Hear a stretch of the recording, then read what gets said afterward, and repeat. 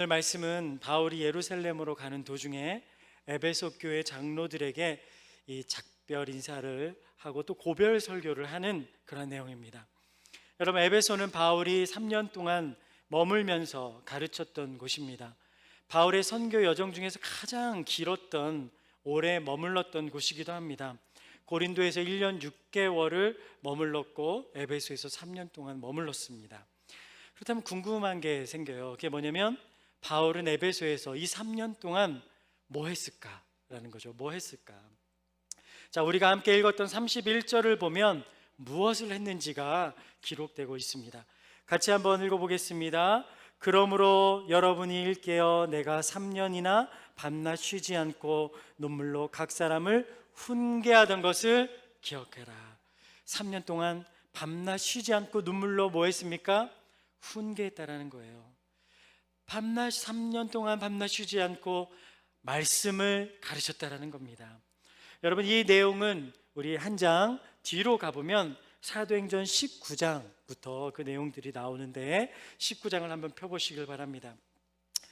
여러분, 8절 보면은 바울이 회당에 들어가 3개월 동안 하나님 나라에 대해서 강론했다라고 기록하고 있습니다. 두 번째 에베소 방문입니다. 이 에베소의 방문에서 바울이 한 것은 먼저 3개월 동안은 이 말씀을 가르쳤어요. 이 회당은 흩어진 유대인들이 10명이 모이면 만들어지는데 이곳에서 복음을 전했습니다. 그런데 여러분, 이 8절 말씀을 보시면은 그 말씀을 전하는 게 참 쉽지 않았던 것을 볼 수가 있습니다. 9절도 한번 보시기 바랍니다. 9절에 보면 어떤 사람들은 마음이 어땠다는 거예요? 굳었어요. 굳어서 순종하지 않고 또 무리 앞에서 이 돌을 뭐까지 합니까? 비방까지 합니다.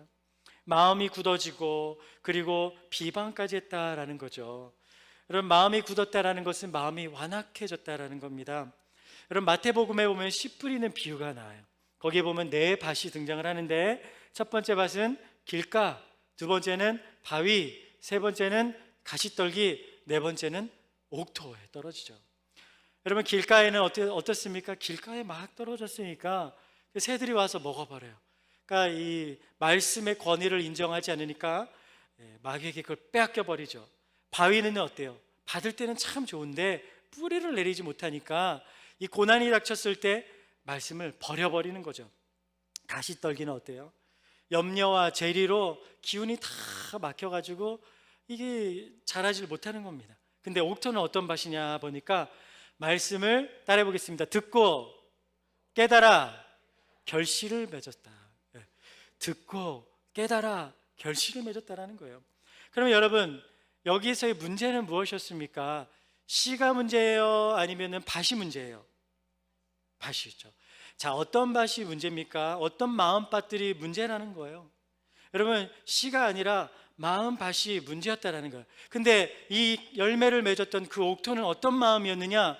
듣고 깨닫는 마음이라는 거예요.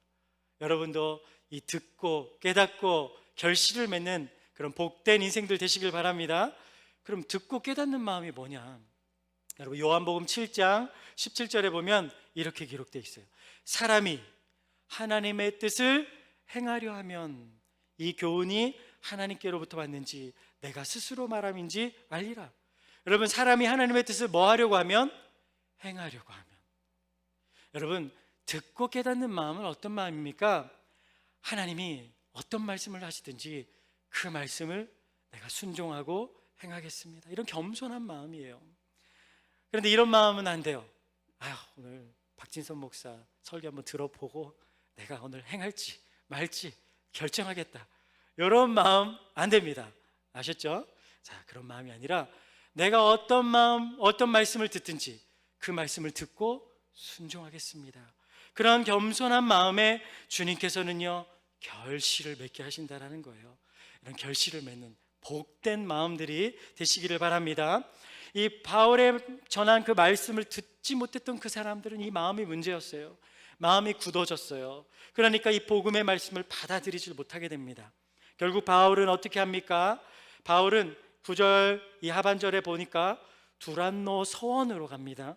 그래서 그 두란노 서원에서 2년 동안 매일같이 말씀을 전하게 됩니다. 이 두란노 서원은, 두란노는 지명 이름이 아니라 사람 이름이에요. 그래서 개인 도서관입니다. 이곳에서 밤낮 쉬지 않고 말씀을 전했어요. 말씀을. 어떤 결과가 일어났냐? 19장 10절 말씀 같이 읽어보겠습니다. 자, 읽겠습니다.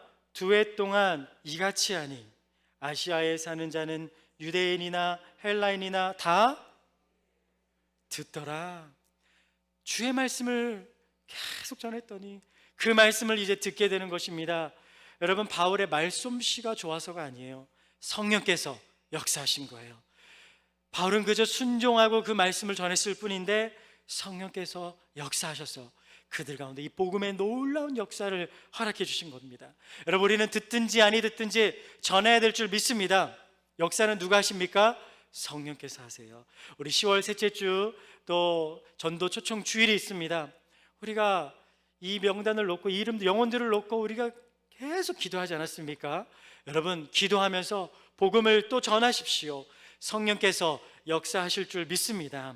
이제 그 말씀의 능력이 곳곳에서 나타나기 시작합니다. 여러분, 11절 한번 보십시오. 하나님이 바울의 손으로 놀라운 능력을 행하기 시작해요. 기적의 역사가 일어나요. 12절에 보니까 바울의 몸에서 손수건을 가져다가 대기만 해도 막 이 병이 낫고 막 기적이 일어나는 거죠. 그런데 여러분, 기적에 집중해서는 안 돼요. 이 기적을 누가 행하게 하셨다라는 거예요? 11절에, 그렇죠? 성령님이, 하나님이 행하게 하셨다라는 거예요. 하나님께서 그 능력이 나타나게 하셨다는 거예요. 바울의 손으로 능력을 행하게 하셨다는 거예요. 그런데 이게 다 무엇의 능력이었습니까? 말씀의 능력이었다. 그 복음을 통해서 하나님 나라가 그들 가운데 임하고 그 하나님의 통치 앞에서 악한 것들이 다 떠나가기 시작을 하는 겁니다. 어떤 기적들이 일어나냐? 18절과 19절 보십시오. 믿은 사람들이 많이 와서 자복하고 행한 일을 알리며, 자복했다는 거예요.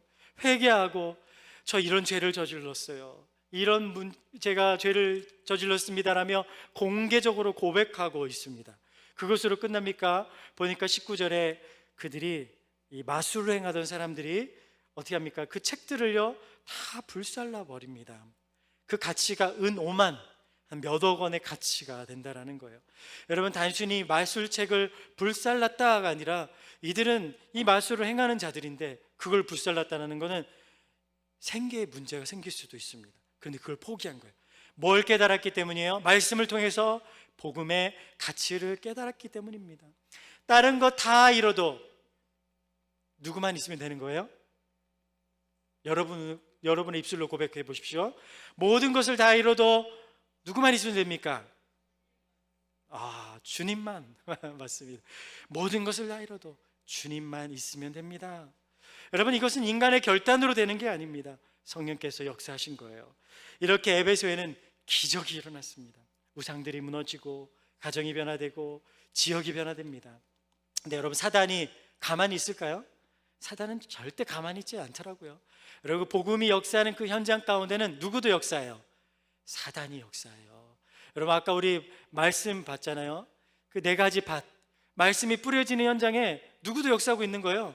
사단도 역사하고 있는 거예요. 여러분, 지금 이 말씀이 뿌려지는 현장 가운데도 사단이 역사하고 있습니다.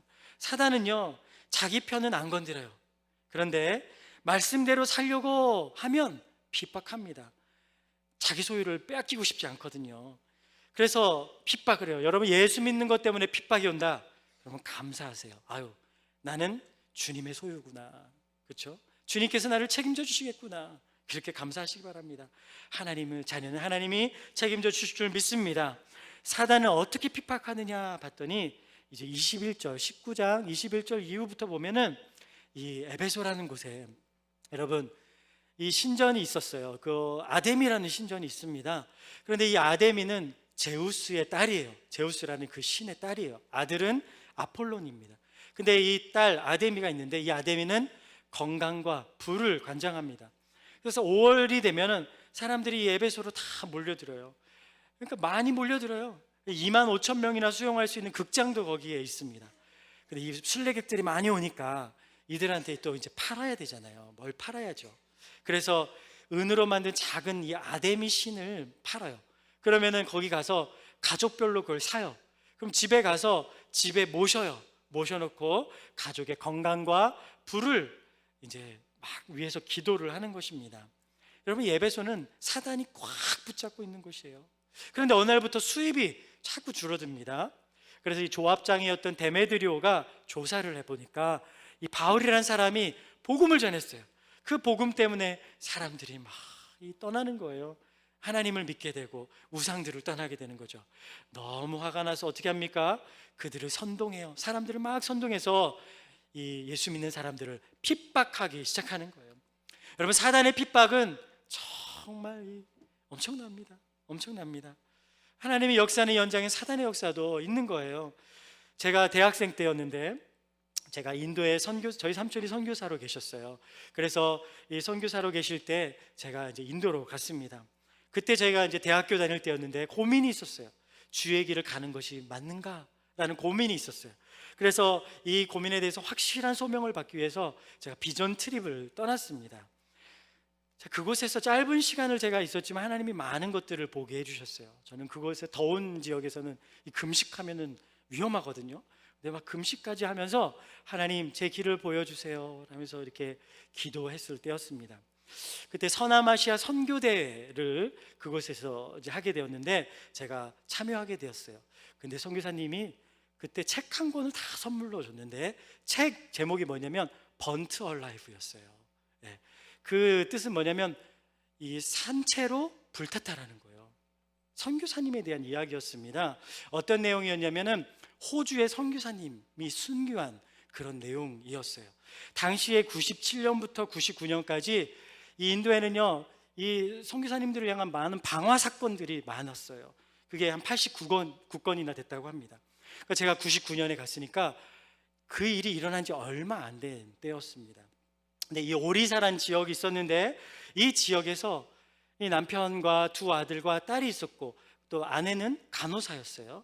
그래서 나환자들을 돌보면서 34년 동안 그곳에서 이렇게 섬겼습니다. 근데 어느 날 교환들이 막 이 칼과 또 이 도구들을 가지고 와서 이 아버지와 아들을 막 공격한 거예요. 그리고 차에 이제 불을 질러 버린 겁니다. 그러면서 아버지와 이 선교사님과 그리고 아들 둘이 산채로 순교의 제물이 되어 버렸던 거죠. 그 내용이 담겨진 책이었어요. 그 책의 표지를, 제가 그 내용을 듣고 표지를 봤는데 너무 충격이었어요. 왜냐하면 그 표지에는 사진이 있었는데 그 사진에는 남겨진 그 아내와 그리고 딸이 서 있는 사진이었어요. 그걸 보면서 정말 너무 큰 충격을 받았는데, 결국 그 책에서 얘기하는 결론은 무엇이었냐면 이거였어요. 제목은 산채로 불태워진 거잖아요. 그런데 결론은 이것이었습니다. 그리스도인들은 다시 뭐예요? 몸은 불탔지만 살아있다라는 거예요. 살아있다라는 거예요.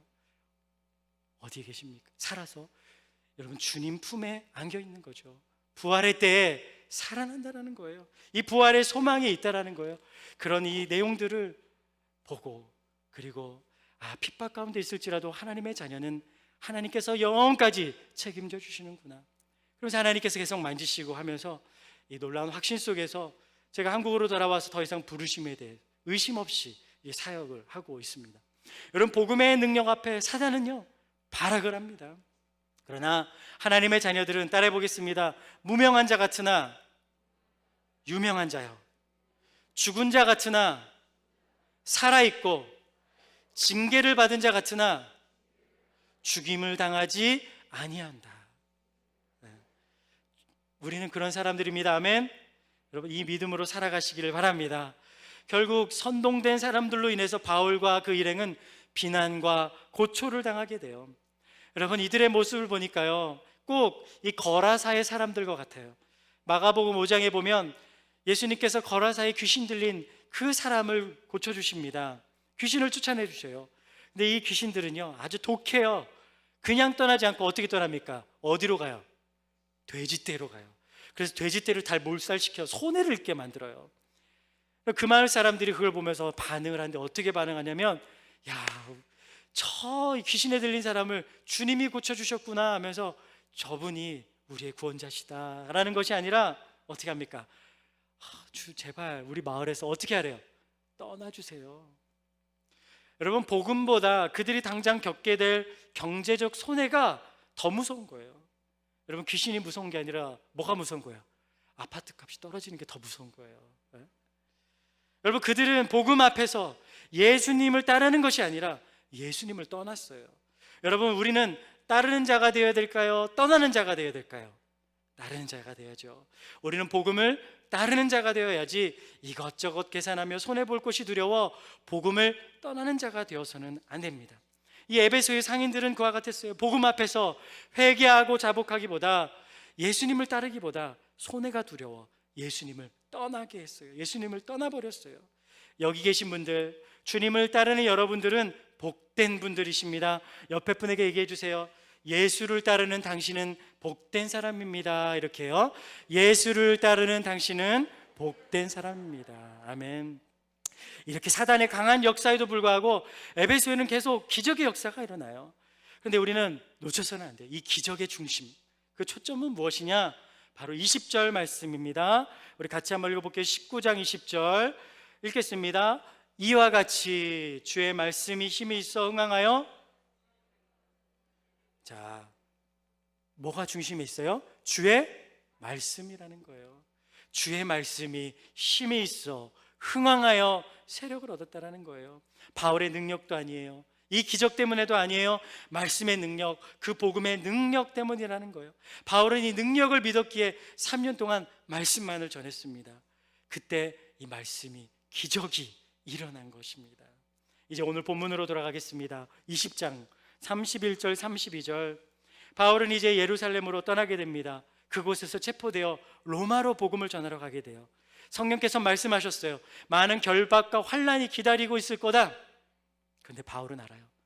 말씀의 능력을 알아요. 그러니 그 말씀을 전하러 또 다시 떠나는 거예요. 핍박과 결박보다 더 중요한 것은 이 말씀의 능력이 어떠한지 알기 때문에 말씀을 전하러 또 다시 떠납니다. 그러면서 이제 떠나면 다시 못 볼 것 같아요. 에베소 교회 사람들을 못 볼 것 같으니까 이제 장로들에게 마지막 인사를 하는 거죠. 바울이 이런 말을 합니다. 28절, 29절, 30절 같이 한번 읽어보겠습니다. 여러분은 자기를 위하여 또는 온 양떼를 위하여 삼가라. 성령이 그들 가운데 여러분을 감독자로 삼고 하나님이 자기 피로 사신 교회를 보살피게 하셨느니라. 29절 내가 떠난 후에 사나운 이리가 여러분에게 들어와서 그 양떼를 아끼지 아니하며. 30절 또한 여러분 중에서도 제자들을 끌어 자기를 따르게 하려고 어그러진 말을 하는 사람들이 일어날 줄을 내가 아노라. 여러분, 바울은요 걱정이 돼요. 어떤 걱정이 됩니까? 이제 이 하나님의 피로 사신 이 교회, 사나운 이리가 거짓된 말로 성도들을 미혹하고 분열시킬 것이다. 거짓 선지자들이 나타나서 이 사나운 이리처럼 교회를 공격할 것이다.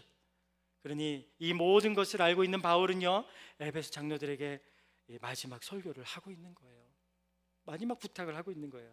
그런데 오늘 말씀을 보면은 우리가 읽었던 31절과 31절 2절을 보면 32절에서 바울은요 이 교회를 분명히 사단이 역사할 것인데 이 교회를 누구에게 부탁하고 있는지라는 거예요. 누구에게 부탁하고 있는지. 자, 32절 자 읽어보겠습니다. 지금 내가 여러분을 은혜의 말씀에 부탁하오니. 여러분 누구에게 부탁하고 있습니까?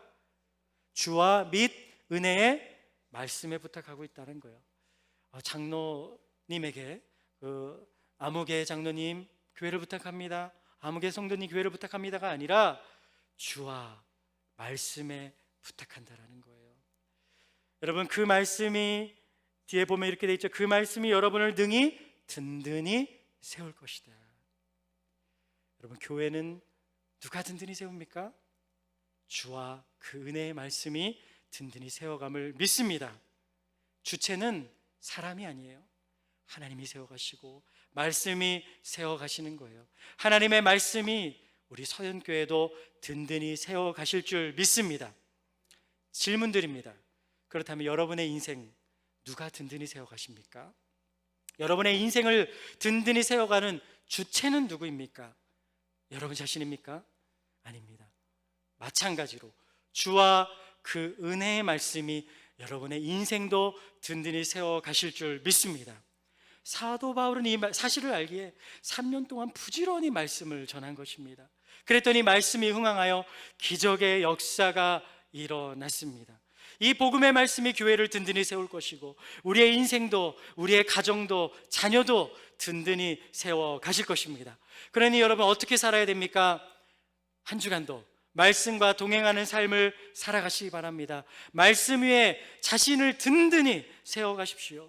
여러분, 우리를 든든히 세우는 것은 돈도 아니고 명예도 아니고 권력도 아니에요. 이게 필요 없다라는 게 아니에요. 필요해요. 그러나 이것들이 섬기는 데 사용되어져야 되지 이기적으로 사용되면 안 되죠. 필요합니다. 그러나 그것들 위해 세워지지 않아요. 여러분, 마태복음 7장에 보면 모래 위에 지은 집과 반석 위에 지은 집이 있어요. 여기에 초점은 무엇입니까? 우리의 초점은 집이에요. 어떤 집을 지을까? 어떤 집이 더 가치 있을까? 그런데 성경의 관심은, 초점은 뭐냐면 뭐예요? 반석이에요. 반석이에요. 우리는 열매에 관심이 있어요. 그런데 성경은 뿌리에 관심이 있다는 거예요. 여러분 생각해 보세요. 아무리 좋은 집 지어도 기초가 잘못되면 허망하게 무너질 수밖에 없어요. 자녀들에게 좋은 집 지어주고 싶죠. 부모의 소원이잖아요. 그런데 기초가 잘못되어 있으면 그 좋은 집도 어떻게 돼요? 허망하게 무너지는 거죠. 여러분, 그 기초는 무엇입니까? 말씀입니다. 여러분, 예수 그리스도, 그 믿는 그 신앙이에요. 그 위에 세워진 집은 무너지지 않아요. 든든히 세워가는 것은 무엇입니까? 주와 은혜의 말씀이라는 것 여러분 기억하시기를 바랍니다. 열매는 생각해 보세요. 뿌리를 잘 내리면 열매는 자연스럽게 맺어지는 거예요. 이게 거꾸로 되면 안 되죠. 뿌리를 잘 내리면 열매는 자연스럽게 맺어진다. 이제 말씀을 정리합니다. 한 주간 말씀과 동행하시기를 바랍니다. 바울처럼 말씀에 여러분의 인생을 맡기십시오. 말씀에 여러분의 자녀들을 맡기십시오. 역사는 주님께서 하실 것입니다. 이것이 거룩한 습관이 되면 교회도, 우리의 인생도, 가정도, 자녀도 주님이 든든히 세워가시고 놀라운 기적을 경험하게 하실 줄 믿습니다. 이 믿음으로 한 주를 기대하며 살아가시는 성도님들 되시기를 축복하겠습니다.